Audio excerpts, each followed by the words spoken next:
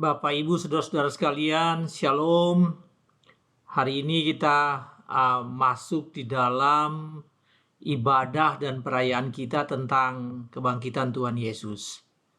Nah, ini adalah kesempatan untuk pada hari yang istimewa ini, yaitu perayaan kebangkitan Tuhan Yesus ini, kita mengevaluasi apa sesungguhnya dampak dari kebangkitan Kristus bagi kehidupan iman percaya kita.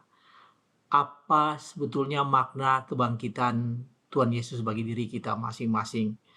Saudara, tentu saja ada sangat banyak ya, dan setiap orang bisa menyampaikan apa yang dirasakannya, apa yang diimaninya, apa yang merupakan dampak yang dia berpikir sebagai dampak dalam kehidupan imannya dan dalam kehidupannya sehari-hari.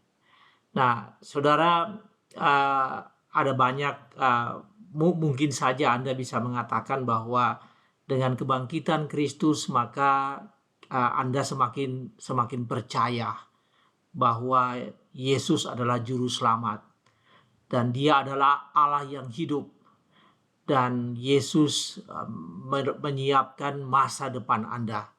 Karena Dia sudah bangkit dan naik ke surga, maka Dia menyiapkan masa depan Anda. Nah, saudaraku, namun secara praktikal dalam kehidupan kita, kira-kira apa dampaknya? Apa merupakan tindakan-tindakan nyata atau dampak-dampak yang nyata yang terjadi dengan kehidupan kita? Nah, untuk memahami hal itu atau untuk mengetahui hal itu atau untuk bisa merumuskan, mendefinisikan atau mendeterminasi apa sih kegiatan-kegiatan praktis sebagai dampak dari kebangkitan Tuhan Yesus dalam diri kita, atau apa sih kegiatan-kegiatan praktis kita sebagai dampak dari kebangkitan Tuhan Yesus, maka kita perlu mengetahui apa yang terjadi dengan murid-murid ketika mereka mengetahui bahwa Yesus telah bangkit. Saudara, dengan melakukan perbandingan atau komparasi keadaan murid-murid sebelum dan sesudah Yesus bangkit, jadi before and after ya, before and after resurrection, maka kita bisa mengetahui apa sih sebetulnya yang terjadi, perubahan yang terjadi dalam kehidupan mereka. Atau juga kita bisa sebutkan dengan mengkomparasi atau membandingkan hidup tanpa kebangkitan dan hidup setelah kebangkitan. Jadi without and with kebangkitan ya. Jadi with and without. Maka kita bisa menarik pelajaran. Jadi dengan mengetahui apa yang terjadi dengan murid-murid, maka itu merupakan lesson learn yang bisa dipetik oleh kita, dan kita mengetahui apa yang harus kita lakukan pada saat ini dan di masa yang akan datang.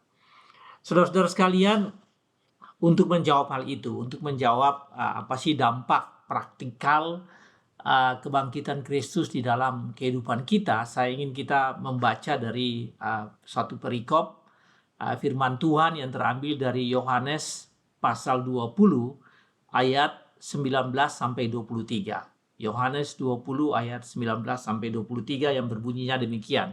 Yesus menampakkan diri kepada murid-muridnya. Ketika hari sudah malam pada hari pertama minggu itu, berkumpullah murid-murid Yesus di suatu tempat dengan pintu-pintu yang terkunci karena mereka takut kepada orang-orang Yahudi. Pada waktu itu datanglah Yesus dan berdiri di tengah-tengah mereka dan berkata, "Damai sejahtera bagi kamu." Dan sesudah berkata demikian, ia menunjukkan tangannya dan lambungnya kepada mereka. Murid-murid itu bersuka cita ketika mereka melihat Tuhan. Maka kata Yesus sekali lagi, "Damai sejahtera bagi kamu. Sama seperti Bapa mengutus aku, demikian juga sekarang aku mengutus kamu." Dan sesudah berkata demikian, ia mengembusi mereka dan berkata, "Terimalah Roh Kudus." Saudara sekalian, saya hanya baca sampai ayat 22. Jadi apa yang saya baca tadi, perikop firman Tuhan tadi terambil dari Yohanes pasal 20 ayat 19 sampai ayatnya yang ke-22. Saudara-saudara sekalian, itu adalah tentang perikop tadi tentang bagaimana Yesus menampakkan diri kepada murid-muridnya di suatu tempat. Dan kemudian Yesus menyatakan kepada murid-muridnya, memperkenalkan apa yang terjadi, menunjukkan bekas-bekas luka yang ada di tubuhnya, yaitu di tangannya, di lambungnya, dan kemudian murid-muridnya sangat bersuka cita. Dan kemudian dikatakan bahwa terakhir dari firman Tuhan tadi yang kita baca, bahwa Yesus mengembusi mereka dengan berkata, terimalah Roh Kudus. Nah, Bapak Ibu, saudara-saudara sekalian, ada 3 hal yang bisa kita pelajari dari perikop ini. Yang pertama yaitu bahwa kebangkitan Yesus memberi damai sejahtera kepada murid-muridnya. Nah, mengapa demikian? Karena 2 kali dalam perikop ini Yesus mengatakan damai sejahtera bagi kamu. Ya, dari ayat-ayat ini Yesus mengatakan, dari 4 ayat ini Yesus mengatakan damai sejahtera bagi kamu. Ada 2 kali. Yang pertama terambil dari ayatnya yang ke-20, ayatnya ke-19 yang mengatakan demikian. Pada waktu itu datanglah Yesus dan berdiri di tengah-tengah mereka dan berkata, damai sejahtera bagi kamu. Kemudian di ayat 21 mengatakan demikian, maka kata Yesus sekali lagi, damai sejahtera bagi kamu. Saudara, ini artinya bahwa Yesus membawa damai sejahtera bagi murid-murid. Dan damai sejahtera sebetulnya pada saat itu adalah kebutuhan utama dari murid-murid. Saudara, setelah peristiwa 2 hari sebelumnya, ya, apa yang murid-murid alami yaitu mereka masih belum tenang. Mereka takut kepada orang-orang Yahudi, itu terdapat dalam ayat 19 tadi. Jadi mereka membutuhkan damai sejahtera. Mereka sungguh-sungguh membutuhkan damai sejahtera dengan keadaan mereka yang saat itu yang masih sangat labil dan belum tenang akibat peristiwa yang luar biasa yang terjadi pada hari Jumat dan hari Sabtu. Ya, dan pada hari Minggu pagi Yesus bangkit dari antara orang mati, Yesus bangkit dan kemudian Yesus menampakkan diri kepada mereka pada malam hari. Jadi saudara, itulah keadaan murid-murid. Karena itu Yesus datang dan Yesus mengatakan damai sejahtera bagi kamu. Yesus memberikan hal itu kepada mereka. Mereka melihat Yesus dan mereka bersuka cita. Setelah Yesus menunjukkan bekas-bekas luka di tubuhnya, mereka melihat itu dan mereka sangat bersuka cita. Saudara-saudara sekalian, Yesus memberikan damai sejahtera kepada murid-muridnya. Pertanyaannya, apa yang dimaksudkan dengan damai sejahtera? Saudara, menurut Perjanjian Lama, ya, jadi berbagai perikop, berbagai ayat, berbagai kitab dalam Perjanjian Lama, maka damai sejahtera itu adalah salah satu yang disebut dengan completeness atau keutuhan dan keadaan yang baik yang dirasakan oleh seseorang. Jadi seseorang ketika dia merasakan keadaan yang enak, yang baik, itu disebut dengan damai sejahtera. Damai sejahtera is a God-given, diberikan oleh Tuhan. Diperoleh karena umat Israel atau orang percaya melakukan Taurat Tuhan. Dalam Mazmur 119 ayat 165 dikatakan demikian, besarlah ketentraman atau besarlah damai sejahtera pada orang-orang yang mencintai Taurat-Mu. Jadi ketika mereka mencintai Taurat Tuhan, mengerti Taurat Tuhan, melakukan firman Tuhan, melakukan Taurat Tuhan, maka akan ada damai sejahtera dalam kehidupan mereka. Saudara, arti lain dari damai sejahtera atau komponen lain dari damai sejahtera adalah keamanan atau security. Jadi merasa aman, merasa secure, maka itu disebut dengan damai sejahtera. Ada juga yang disebut dengan contentment. Ya, contentment ini artinya kebahagiaan atau happiness yang terjadi bukan karena seseorang memiliki harta atau properti atau uang, ya itu bukan berarti, itu berarti sesuatu yang datang dari luar. Tetapi contentment atau kebahagiaan atau happiness itu terjadi karena mengenal Allah. Jadi karena pengenalan akan Allah, persekutuan dengan Allah, maka hal itu disebut dengan seseorang akan mendapatkan atau merasakan damai sejahtera atau kebahagiaan. Dan itu disebut dengan contentment atau happiness. Saudara, damai sejahtera juga bisa berarti prosperity atau kemakmuran. Nah, ini banyak ayat dalam Mazmur yang mengatakan bahwa mereka yang berbahagia adalah mereka yang merasa kemakmuran, merasa makmur, dan itu karena diberkati oleh Tuhan. Dan damai sejahtera juga bisa berarti absence of war, ya, ketidakadaan peperangan, tidak ada peperangan. Jadi itu yang disebut dengan damai sejahtera menurut Perjanjian Lama.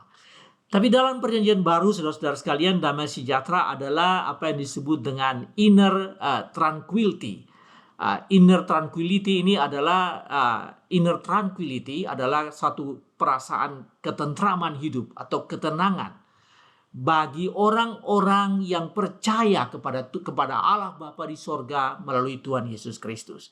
Jadi mereka yang merasa tentram, yang merasa tenang, yang datang dari luar, bukan karena faktor eksternal, tapi yang datang dari dalam, bukan karena yang datang dari luar. Karena itu disebut dengan ketentraman yang dari dalam, inner tranquility, yang datang dari dalam karena mereka percaya kepada Kristus. Itu yang disebut dengan damai sejahtera. Saudara, dalam Yesaya pasal 9 ayat 5 dikatakan Yesus adalah Raja Damai. Ya, seorang anak telah lahir bagi kita, seorang putra diberikan untuk kita. Lambang pemerintahan ada di atas bahunya dan dia dinamakan orang penasehat ajaib, Allah yang perkasa, Raja Damai, Bapa yang kekal. Jadi Raja Damai itu terdapat di dalam Yesaya pasal 9 ayat 5, di mana Yesaya bernubuat bahwa Yesus itu adalah Raja Damai. Saudara, itu terdapat dalam Yesaya 9 ayat 5, tapi dalam Yesaya 9 ayat 6 dikatakan demikian, damai sejahteranya tak akan berkesudahan. Jadi dengan kata lain, Yesaya mengatakan bahwa Yesus adalah sumber damai sejahtera, adalah resource, adalah sumber daya damai sejahtera. Dan damai sejahtera yang diberikan Yesus tidak diberikan oleh dunia ini. Tidak sama seperti damai sejahtera yang ditawarkan oleh dunia ini. Aku memberikan damai sejahtera kepadamu, dan apa yang kuberikan kepadamu tidak sama seperti apa yang diberikan oleh dunia kepadamu. Demikian ya Yesus menyatakan kepada murid-muridnya. Saudara, di dalam Roma pasal 5 ayat 1 dikatakan bahwa mereka yang dibenarkan oleh iman, atau kita yang dibenarkan karena iman, kita hidup dalam damai sejahtera dengan Allah. Dengan kata lain, orang-orang yang percaya kepada Kristus, mereka mendapatkan damai sejahtera itu dari Kristus. Nah, saudara-saudara sekalian, itu yang disebut dengan damai sejahtera. Jadi kalau Yesus datang memberikan damai sejahtera, dan damai sejahtera yang dimaksudkan di sini adalah damai sejahtera yang seperti terdapat dalam Perjanjian Lama, maupun damai sejahtera yang seperti tertulis dalam Perjanjian Baru.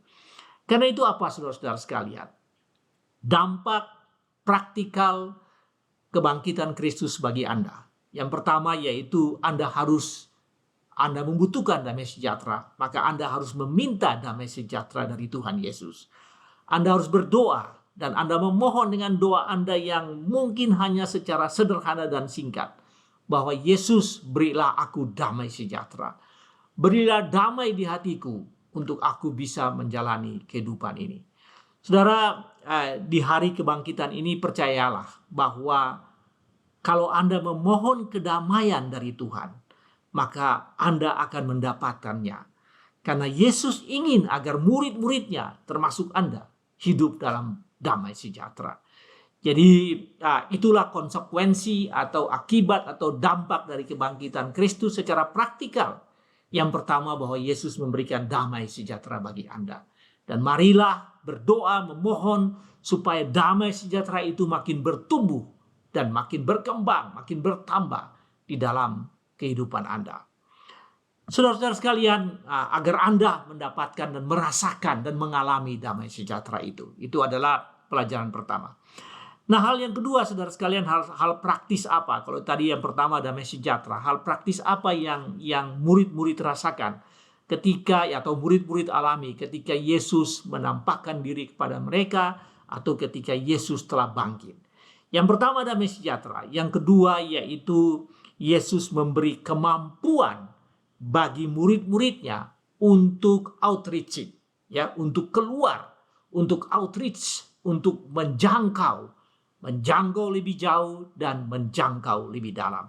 Saudara, saya sengaja menggunakan kata outreach ini, ya, outreach. Jadi outreaching artinya seseorang yang reach, menjangkau, mencapai lebih jauh dan lebih dalam.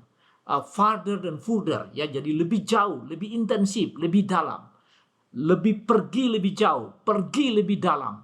Karena apa? Dari kondisimu saat ini, dari keadaanmu saat ini. Mengapa? Karena Yesus telah bangkit. Jadi akibat dari kebangkitan itu, maka murid-murid mengalami hal itu. Saudara, sebelum kebangkitan, murid-murid berkumpul di suatu tempat, ya, dikatakan pada malam hari mereka berkumpul di satu tempat. Kemudian mereka merasa ketakutan. Mereka sangat merasa ketakutan, dan dikatakan ketakutan terhadap orang-orang Yahudi. Jadi masih semacam mengalami trauma apa yang terjadi sebelumnya, 2 hari sebelumnya.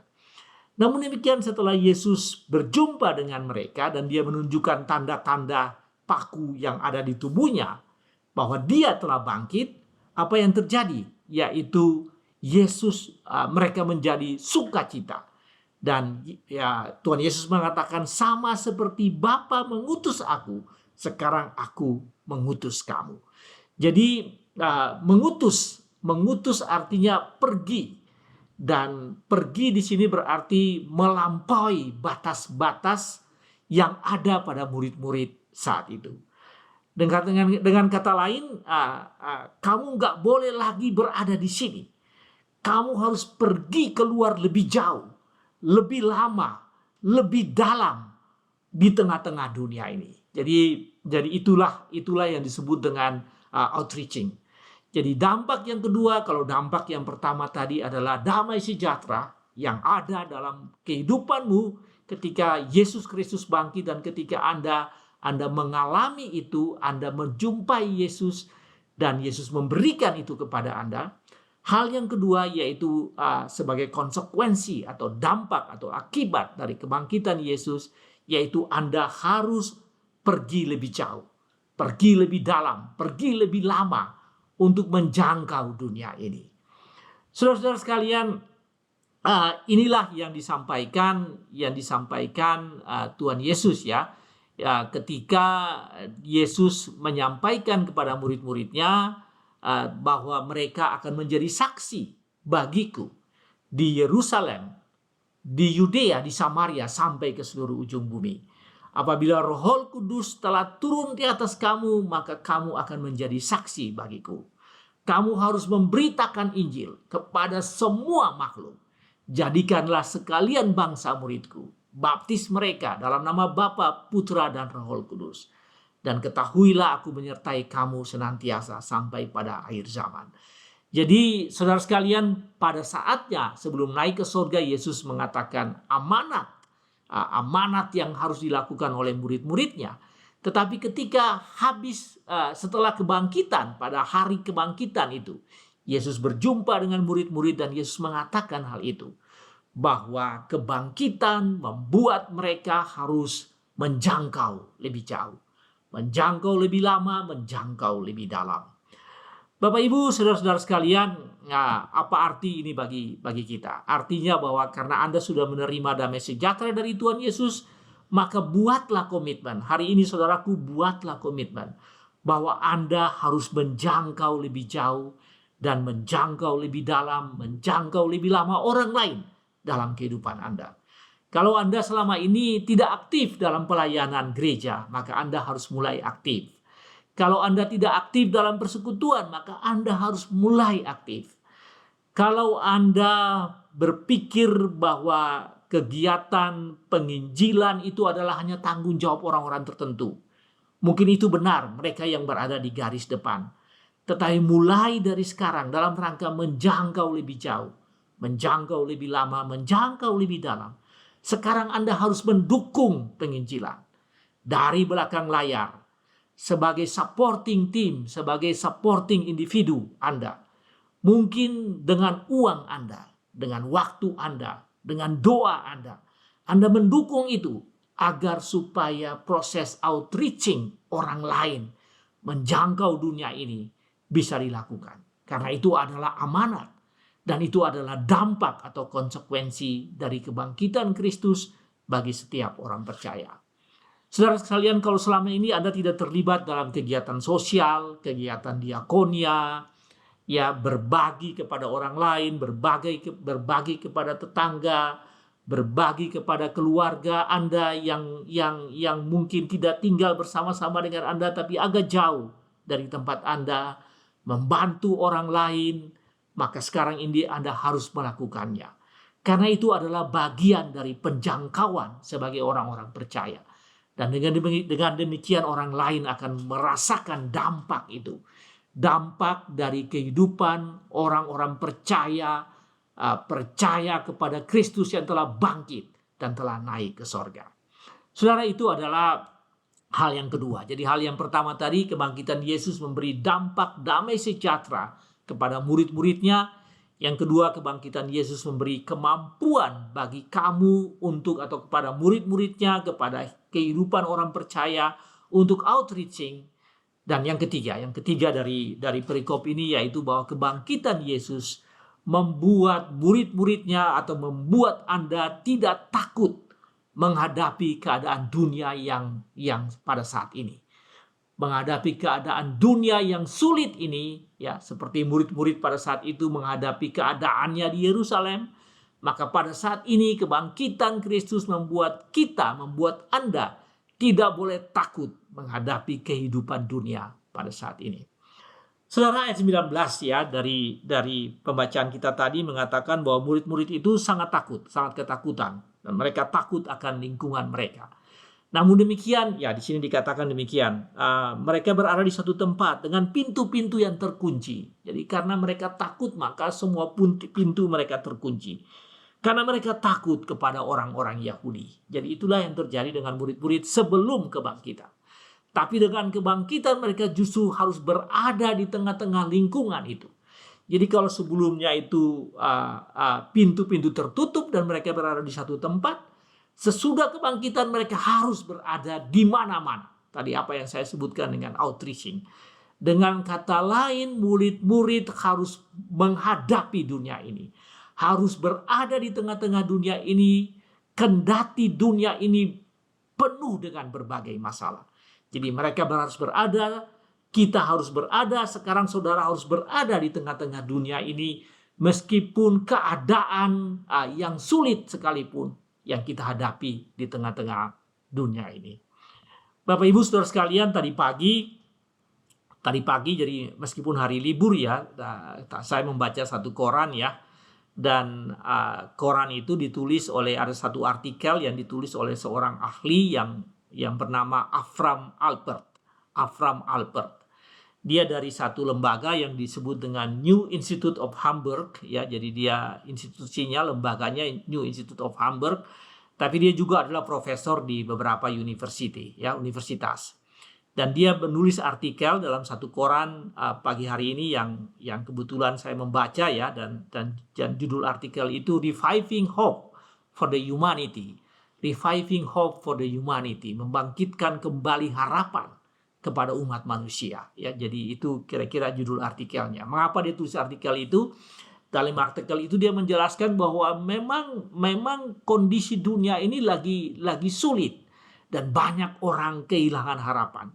Oleh karena itu harus membangun harapan, reviving, menghidupkan kembali harapan supaya orang memiliki harapan itu. Dan saudara, di dalam artikel itu beliau katakan, jadi Avram Alpert ini mengatakan bahwa pada periode 2013 sampai 2019, jadi sebelum COVID, Setiap tahun itu penjualan buku yang disebut dengan self-help book. Jadi buku-buku untuk motivasi diri, buku-buku untuk memberikan pelajaran bagi seseorang untuk menghadapi berbagai kesulitan dan tantangan, ya. Jadi self-help, ya, untuk dia membantu dirinya sendiri itu.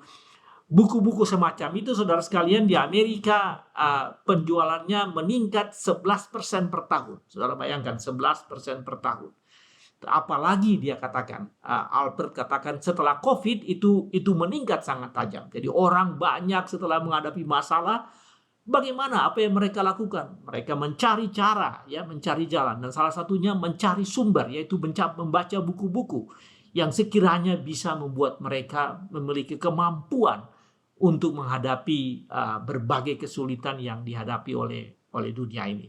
Jadi itu yang dilakukan, saudara sekalian. Nah, dia juga mengatakan bahwa ada 3 kursus, ya. Jadi banyak orang yang melakukan kursus-kursus kepribadian, ya. Jadi kursus-kursus semacam itu, kursus-kursus kepribadian dalam rangka meningkatkan motivasi, membuat kepribadian Anda tuh mantap, ya, di tengah-tengah lingkungan. Dan ada 3 macam kursus yang ditawarkan di Yale University yang memiliki peringkat tinggi. Jadi itu paling laris, disenangi oleh banyak orang. Dan 3 mata pelajaran atau 3 kursus itu, yang pertama adalah tentang kebahagiaan. Jadi orang mengikuti kursus tentang bagaimana hidup bahagia, ya, happiness. Yang kedua, saudara, tentang kematian. Jadi bagaimana itu orang mengikuti kursus tentang bagaimana menghadapi kematian. Dan yang ketiga, melakukan hidup yang lebih bermakna. Saudara, kemarin setelah pulang dari ibadah hari Jumat Agung, ya, saya di mobil, dan saya menyetel radio di mobil, dan ternyata saya cukup kaget, ya, karena di Jakarta saat ini ada beberapa kursus yang menawarkan bagaimana menghadapi kematian dengan rasa tenang dan tidak takut. Jadi ada kursus itu, bagaimana menghadapi kematian. Dan ada banyak kesaksian selama perjalanan dari gereja ke rumah itu. Saya mendengar berita atau iklan tentang kursus itu di salah satu radio. Dan dikatakan bahwa ada banyak orang yang berminat untuk mengikuti kursus tentang bagaimana menghadapi kematian. Saudara, ini menggambarkan kebutuhan yang begitu luar biasa yang ada bukan hanya di masyarakat global, seperti yang terjadi tadi di Yale University, tapi juga terjadi di Jakarta. Artinya bahwa sekarang ini ada banyak orang yang takut menghadapi masa depannya, yang bimbang menghadapi masa depannya, yang tidak tahu bagaimana menghadapi masa depan. Sampai bukan hanya hal kebahagiaan, tapi hal kematian pun mereka tidak tahu. Dan karena itu mereka menghadiri kursus-kursus seperti itu. Bapak, Ibu, saudara-saudara sekalian, apa artinya ini bagi kita? Artinya bahwa firman Tuhan hari ini bagi Anda yaitu bahwa kebangkitan Kristus menghilangkan ketakutan dalam menghadapi segala hal di dunia ini. Jangan takut menghadapi kondisi ekonomi, jangan takut menghadapi keadaan sosial, keadaan politik. Sebentar lagi kita akan masuk dalam pemilu serentak, dan pasti ada banyak kampanye-kampanye yang terjadi, ya, yang berupa hiruk-pikuk yang ada di tengah-tengah kita. Jangan Anda takut akan kemungkinan-kemungkinan buruk seperti yang diprediksi oleh banyak pengamat. Ya, kalau Anda nonton televisi, Anda dengar, atau Anda kalau ikut di media sosial, ada banyak pengamat dengan kemungkinan-kemungkinan dari A sampai Z. Dan kemungkinan-kemungkinan itu ada yang membuat kita semakin tinggi iman kita. Tapi juga ada banyak hal yang membuat kita merasa ragu-ragu, ya, keraguan akan hidup ini. Saudara, pada hari ini firman Tuhan mengatakan, ya, bahwa kebangkitan Kristus membuat kita itu tidak takut menghadapi hal-hal itu. Membuat kita tidak ragu menghadapi dunia di sekitar kita. Mengapa? Karena Tuhan Yesus sudah bangkit. Dan Tuhan tetap menyertai kita. Jadi Tuhan tidak tidur, Tuhan tidak berada di dalam kematian, tapi Tuhan telah bangkit. Dan tadi seperti dikatakan firman Tuhan, Dia menghembusi Roh Kudus. Tuhan memberikan Roh Kudus kepada kita dan menyertai kita, dan Roh penghibur kita, Roh yang memberikan kekuatan kepada kita. Karena itu saudara-saudara sekalian, serahkanlah dirimu untuk tetap dipimpin dan dilindungi oleh Tuhan. Jadi itu merupakan konsekuensi atau akibat yang ketiga dari kebangkitan Tuhan Yesus yang pada hari ini kita pelajari. Ya, kalau tadi yang pertama sukacita dan damai sejahtera, yang kedua ya outreaching, dan yang ketiga adalah kebangkitan membawa dampak supaya kita tidak rasa takut menghadapi berbagai persoalan yang makro spektrumnya dan skalanya, maupun yang mikro sifatnya, skalanya dalam kehidupan kita sehari-hari. Kita tidak perlu takut. Mengapa? Karena Allah bersama-sama dengan kita. Karena Tuhan kita adalah Tuhan yang hidup dan Tuhan yang mengerti akan kebutuhan kita. Bapak Ibu saudara-saudara sekalian, sebagai kesimpulan pada hari ini ya, kesimpulan bagi kita, kebangkitan Kristus, saya ulangi lagi, kebangkitan Kristus memberikan damai sejahtera bagi kamu, membuat kamu untuk semakin dalam, semakin jauh, semakin lama melayani Dia, melayani Tuhan, hidup dalam persekutuan, menjangkau orang lain, sharing, membagi, saudaraku, membantu orang lain, aktif dalam berbagai kegiatan-kegiatan persekutuan, pelayanan, dan kesaksian. Karena memang itu yang merupakan akibat konsekuensi bagi orang-orang yang percaya. Dan yang ketiga, kamu tidak perlu rasa takut menghadapi keadaan dunia pada saat ini. Saudaraku, hendaklah Paskah tahun ini membuat kamu semakin yakin akan hidupmu, semakin menjumpai Kristus, semakin dekat dengan Kristus. Dan ketika kamu menjumpai Dia, menjumpai Yesus, maka kamu akan semakin diberikan kekuatan. Saudara, Yesus tahu murid-murid dalam keadaan yang lemah, dalam keadaan yang khawatir, takut pada saat itu. Dan Yesus datang menjumpai mereka. Nah, saudara, hal yang sama pun Yesus datang menjumpai Anda. Ketika Anda merasa bahwa Anda membutuhkan Tuhan Yesus, maka Yesus datang menjumpai Anda. Jadi dengan Paskah ini, saudaraku, mengajarkan kepada kita bahwa kita harus berani dan tidak takut dan penuh dengan kekuatan yang dari Tuhan menghadapi kehidupan kita. Menjadi makna yang praktis.